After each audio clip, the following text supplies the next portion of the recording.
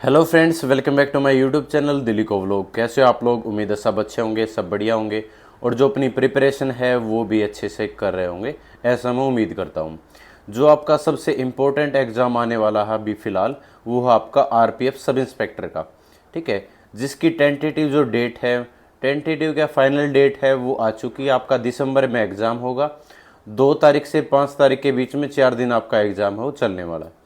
ठीक है, अलग अलग सिटी के अंदर आपके एग्ज़ाम हो चलेंगे।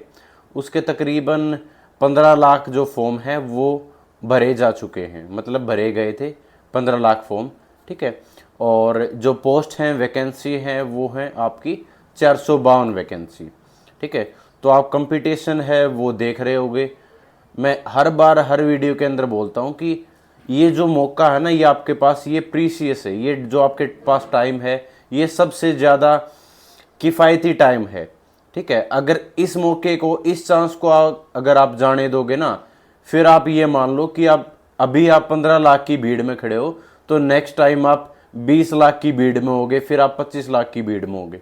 ठीक है, कंपटीशन डे बाय डे, ठीक है, और हर एग्ज़ाम के अंदर है वो बढ़ता रहता है। कभी ये मत सोचना कि देखी जाएगी, ठीक है, या फिर एग्ज़ाम हो, चलो एक बार कोशिश कर लेते हैं। नहीं, ऐसा सोचकर एग्ज़ाम देने की कोशिश किया करो, या ऐसा सोचकर प्रिपरेशन करने की कोशिश किया करो कि ये आपकी ज़िंदगी का लास्ट एग्ज़ाम है, इसके बाद आपके पास चांसेस नहीं है।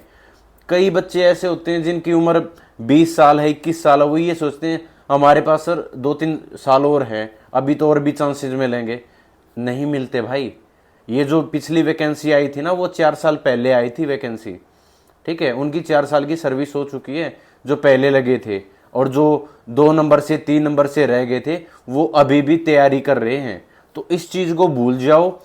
ठीक है, इस चीज़ को दिमाग से निकाल दो कि आपको और भी चांसेस मिलेंगे, या फिर देख लेंगे कि कितना स्कोर बनता है। ठीक है, ऐसा नहीं होता। आप बिल्कुल 100% ये सोच कर चलो कि अब की बार ये फाइनल एग्ज़ाम है और ये एग्ज़ाम निकालना है। ठीक है, ऐसा भी मत सोचा करो कि ये एग्ज़ाम नहीं हुआ तो सर मेरा दूसरा एग्ज़ाम है वो हो जाएगा, या उसमें मेरे ठीक ठाक स्कोर है, क्या पता वो हो जाए। नहीं भाई, आप उस एग्ज़ाम को भी निकालो। मान लो किसी का सीजीएल का एग्ज़ाम, उसमें प्री में अच्छा स्कोर हो रखा है, वो आरपी पे इतना फोकस नहीं करेगा। ठीक है, या किसी का प्री के अंदर सीपीयू का एग्ज़ाम अच्छा हो रखा, वो इतना ये सोचेगा मेरा तो प्री हो रखा और मेन भी हो जाएगा, मेरा तो सीपीयू हो रखा, सीजीएल हो रखा। भाई अभी उनके मेन एग्ज़ाम बाकी हैं। ठीक है, इसमें सिर्फ 1 डे एग्ज़ाम होता है, एक ही एग्ज़ाम होता है। इस पर थोड़ा सा टाइम है वो इन्वेस्ट कर लो। इसकी डेट फिक्स हो चुकी है, सीपीयू से और आपके सीजीएल से पहले ही होगा, ये दिसंबर में आपका कंप्लीट हो जाएगा। उसके बाद सारा ध्यान आप सीजीएल और सीपीयू पर लगा सकते हो। आज जो ये वीडियो लेके आया हूँ, इसके अंदर मैं बताऊंगा कि आपको 50 में से 40, 42, 45 कैसे स्कोर करना है। अगर आपको सब इंस्पेक्टर लगना है आरपीएफ के अंदर, ठीक है, तो कम से कम 40 नंबर तो भाई एटलीस्ट लेकर आने पड़ेंगे जीएस के अंदर। ठीक है, बाकी आप रीजनिंग के अंदर, मैथ के अंदर 35 में से 33 भी ले आए, ठीक है, तो या 35 भी ले आए, तो फिर भी आपको एटलीस्ट 40 नंबर, 38 नंबर तो इसमें 100% लेकर आने पड़ेंगे। देखो, मैंने दिल्ली पुलिस का एग्जाम दिया था, उसके अंदर मैं जीएस के अंदर मेरे 42 मार्क्स थे 50 में से, तो मैं लेके आ चुका हूँ। और एएलपी का एग्जाम मैंने रेलवे का दिया था, उसमें मेरा प्री क्वालिफाई था। ठीक है, तो जीएस मेरी अच्छी है, अच्छा स्कोर कर लेता हूँ, इसलिए मैं आपको थोड़ा सा गाइड कर पाता हूँ कि हाँ आप जीएस में स्कोर कर सकते हो। ठीक है, तो पहली चीज़ मैं बता देता हूँ कि जीएस में स्कोर कैसे करना है। वो जो स्ट्रेटेजी होती है वो आपके साथ साझा करूँगा, और उसी के साथ आपका स्कोर है वो 100% इम्प्रूव हो जाएगा, इसमें कोई दो राय नहीं है। सबसे पहले अभी मॉक नहीं लगाना है। मॉक कब लगाओगे? जब आपका 60% सिलेबस कंप्लीट हो जाए। ठीक है, अगर आपका 60% सिलेबस हो रखा है तो आप मॉक लगाना स्टार्ट कर दो। मॉक लगाओगे, आपको पता चलेगा कि आपको फिजिक्स नहीं आती, आपको बायो नहीं आती, और आपको मान लो कोई और सब्जेक्ट है, स्टैटिक जीके है, वहाँ से आपके गलत हो रहे हैं, या फिर त्योहारों से या करंट अफेयर से गलत हो रहे, तो आपको ये पता रहेगा कि मैं कहाँ पर गलती कर रहा हूँ या कर रही हूँ। उसके बाद उन चीज़ों को आप इम्प्रूव कर पाओगे। सबसे पहले अपनी जो कमियां है ना, उसको ढूंढने की कोशिश करो, उससे भाग्या मत करो कई बार हम ना मौक लगाते हैं और उन क्वेश्चनों को छोड़ देते हैं, ये तो क्या फुद्दुआ क्वेश्चन पूछ रहा है, तो पता नहीं कहाँ से पूछ रखा है उसको, नहीं वो आपकी गलती है भाई, वो चीज़ नहीं आती आपको, उस चीज़ को एक्सेप्ट किया करो और उस टॉपिक से रिलेटेड जो क्वेश्चन है वो ढूंढने की कोशिश किया करो और वो करने की कोशिश किया करो। देखो रिवीजन इंपॉर्टेंट है, ल्यूसेंट आपकी रिवाइज हो चुकी होगी, स्टैटिक जीके आपकी इंपॉर्टेंट है, रोजगार विदंकित सर या फिर एएसओ पब्लिकेशन की रामबाण है, ठीक है, वहाँ से आप कर सकते हो, या कोई भी आपके पास जो भी बुक हो, पिनेकल हो, जो भी हो, वहाँ से वो कर लो। एक ऑब्जेक्टिव टाइप मैंने बुक बताई थी आपकी, स्पीडी की आती है, वो स्पेशली रेलवे की आती है, उसमें 280 या 300 के करीब सेट मिलेंगे और एक सेट पर 30 से 35 क्वेश्चन आराम से देखने को मिलेंगे। अगर वो भी कर लिए ना तो आप आसानी से ये मान लो 35 नंबर आसानी से कर जाओगे, अगर वो भी कर लिया तो, ठीक है। तो चीज़ें ये हैं कि आपके पास प्रीवियस ईयर सबसे ज़्यादा इंपॉर्टेंट है। अगर किसी ने कुछ भी नहीं किया ना, वो एटलीस्ट प्रीवियस ईयर से स्टार्ट कर दो और प्रीवियस ईयर को घोट जाओ। देखो डिफरेंस बता देता हूँ आपको, जो भी प्रिपरेशन ठीक ठाक सी करता है ना या नहीं भी करता, उसके 25 नंबर, ठीक है, आसानी से हो जाएंगे। मतलब जिसने पहले थोड़ा बहुत भी पढ़ रखा उसके 25 नंबर आसानी से हो जाएंगे। जिसने थोड़ा बहुत पढ़ रखा है या अभी 2 महीने से ही पढ़ रखा है, उसके ये मान लो 28-27 इतना स्कोर बन जाएगा, ठीक है। तीसरी कैटेगरी ये आती है कि जिन्होंने मेहनत कर रखी है लेकिन हर जगह से नहीं, सिर्फ किसी के क्लास नोट्स हैं वो पढ़ लिए या एक बुक है वो पढ़ ली, ठीक है, सारे टॉपिक नहीं कवर किए, उसके बनेंगे 30 नंबर 32 नंबर, ठीक है। लेकिन जो बच्चा हर टॉपिक को कवर करेगा, मतलब उसको साइंस भी कवर करनी है अच्छे से, करंट अफेयर भी टोटली कम से कम 7 से 10 महीनों की, ठीक है, एटलीस्ट 7 महीनों की 8 महीनों की तो आप कम से कम करंट अफेयर जरूर कर लो, ठीक है। इसमें कोताही मत बरतो कि मैं तो सिर्फ 3 महीनों की कर लूंगा या 4 महीनों की कर लूंगा और वो भी 2 दिन में या 1 दिन में पढ़ लूंगा, वीडियो देख लूंगा, उससे मेरी करंट अफेयर हो जाएगी। नहीं भाई, अभी से आप डेली ये मान लो मंथली करंट अफेयर है वो पढ़नी स्टार्ट कर दो और उसको 2 से 3 बार रिवाइज करोगे, तब जाके वो चीजें आपके दिमाग में सेट हो पाएंगी, ठीक है। तो करंट अफेयर है 7 से 8 महीनों की आप एटलीस्ट कम से कम करो और उसको सिर्फ एक बार वीडियो नहीं देखनी है कि मैं लेट कर ऐसे वीडियो देख रहा हूं और जैसे जनवरी की मैंने कर ली, फरवरी की होगी, बस मैंने वीडियो देख ली, ऐसा नहीं होता। उसको आप 2 से 3 बार या अलग प्लेटफॉर्म से एक बार करने की कोशिश करो, ठीक है। अच्छे से करंट अफेयर करनी है क्योंकि करंट अफेयर का ज्यादा रोल रहेगा। Current affair, static GK, previous year, ये कर लिए एटलीस्ट आपका 35 स्कोर हो जाएगा, ठीक है। अगर 35 से ऊपर आपको स्कोर करना है, जहां पर सबसे ज्यादा कंपटीशन रहता है, जहां पर क्या होता है कुछ गलतियां आपको ऐसी हो जाती हैं आपसे कि आपको आता मिलेगा वो क्वेश्चन, लेकिन हड़बड़ाहट में या जल्दी से आपने पढ़ लिया और उसका आंसर हो गलत टिक कर आए, ठीक है, या आपने अच्छे से ध्यान से नहीं पढ़ा और उसका आंसर कर दिया, लेकिन फिर आप देखोगे उसको दोबारा से उस क्वेश्चन को तो आपको पता चलेगा ये इस क्वेश्चन का तो आंसर ये है। तो ऐसे 4 से 5 क्वेश्चन हर एग्जाम के अंदर हर कैंडिडेट के गलत होते ही हैं, ठीक है। तो उनका काबू नहीं होता, बस ये है थोड़ा सा पेशेंस रखो और आराम से उस क्वेश्चन को 2 बार पढ़ो, चाहे 2 सेकंड एक्स्ट्रा लग जाए, ठीक है। उस क्वेश्चन को अच्छे से पढ़कर तब आपको आंसर करना, पहली चीज ये है, ठीक है।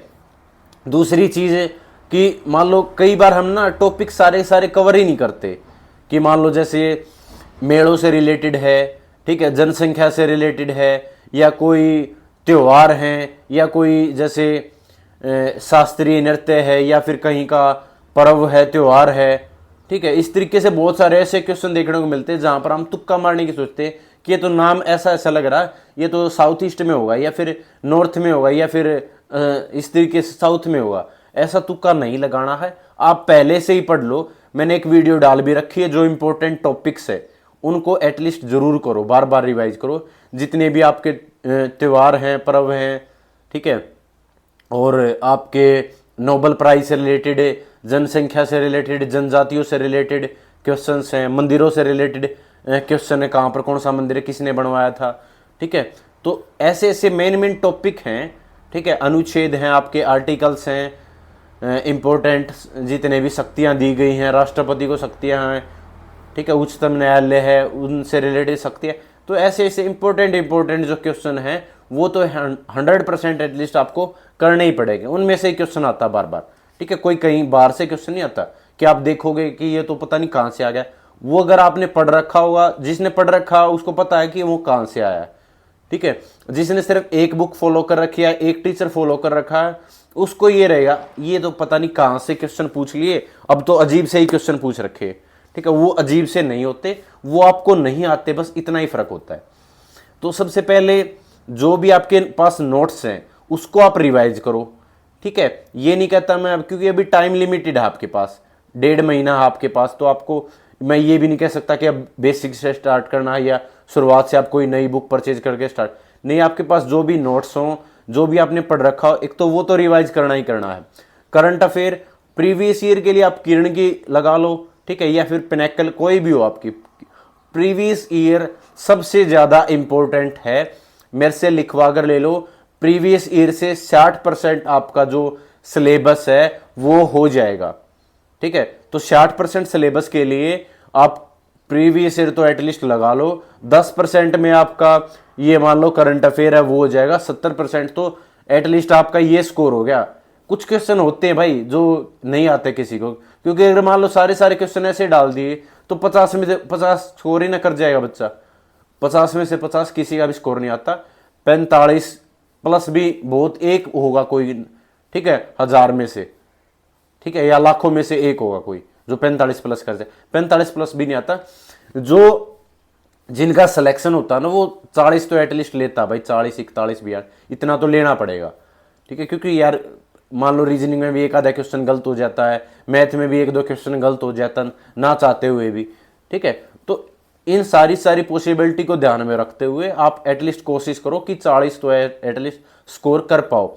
उसके साथ साथ ये बता देता हूं, अगर ये आपने तैयारी कर ली ना इस चीज की, तो आप सीजीएल, सीपीओ, ठीक है, दिल्ली पुलिस और आरपीएफ कांस्टेबल ये एग्जाम उड़ा दोगे, ये एग्जाम निकाल दोगे, ठीक है। तो एक एग्जाम के पीछे इतना भाग लो, ठीक है, कि वो आपको सिलेक्शन तक ले जाए, आपका सिलेक्शन दिलाकर रहे। और वो एग्जाम नहीं, अगर उस एक सिंगल एग्जाम के पीछे भागोगे ना, वो आपको 2-3 और एग्जाम क्वालिफाई करवा देगा आसानी से। आपके और जो बाकी एग्जाम है वो भी क्वालिफाई करवा देगा, अगर इतनी शिद्दत से अगर आपने प्रिपरेशन की है तो 100%, ठीक है। साथ में थोड़ा सा अपना फिजिकल के ऊपर भी ध्यान देना। मान लो इसके अंदर तो 6.5 मिनट है, 6.5 मिनट में भी सबसे फिजिकल नहीं होता, बहुत सारे बच्चे रह जाते हैं। जो अभी सीपीओ का एग्जाम दे रहे हैं उनसे पूछ लेना, ठीक है, कि 6.5 मिनट में भी बहुत सारे रहते हैं। आपको प्रैक्टिस की जरूरत होती है, ठीक है। अभी आपकी टाइमिंग है वो 8 मिनट आएगी, चाहे भाग कर देख लो, ठीक है। अगर 1 महीना मिला उसके बाद फिजिकल का, तो आपसे फिजिकल नहीं हो पाएगा, वो जो सारी मेहनत है वो वेस्ट चली जाएगी। और आगे जो आपका आरपीएफ का एग्जाम है वो भी आने वाला है, ठीक है, और दिल्ली पुलिस का भी एग्जाम आएगा, फिक्र मत करो, ठीक है। तो थैंक यू सो मच, जय हिंद सभी को, नमस्कार सभी को। होप आप, उम्मीद करता हूं कि आप सारे अच्छा अटेम्प्ट करोगे और जो प्रिपरेशन को डे बाय डे है वो बढ़ाओगे। प्रैक्टिस सेट कहाँ से लगाने, ओली बोर्ड से लगा लो, और टेक्स्ट बुक से लगा लो, अड्डा 24 से लगा लो, ग्रेड अप से लगा लो, कहीं से भी लगा लो, 4 ऑप्शन दे दिए, ठीक है। तो थैंक यू सो मच, जय हिंद सभी को, नमस्कार।